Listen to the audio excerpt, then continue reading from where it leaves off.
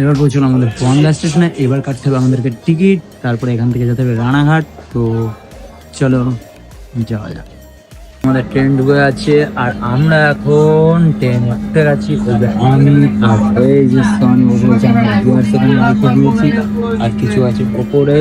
তো চলো যাওয়া যাক। গাইস আমাদের ট্রেনটা দিয়েছে ছেড়ে, আর এই যে বনগাঁ ছেড়ে আমরা এখন রওনা দিয়ে দিয়েছি রানাঘাট। তো রানাঘাট থেকে যাব আমরা বিননগর। তো চলো যাওয়ার পথে টোটাল আজকের ফটোশুটটা, টোটাল আজকের লোকেশনটা টোটাল থাকবে এই ভিডিও। তো চলো দেখতে থাকো।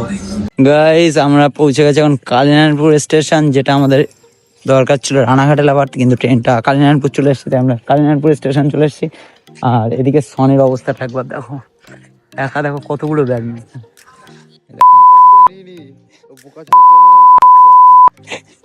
এদিকে একটা এই যে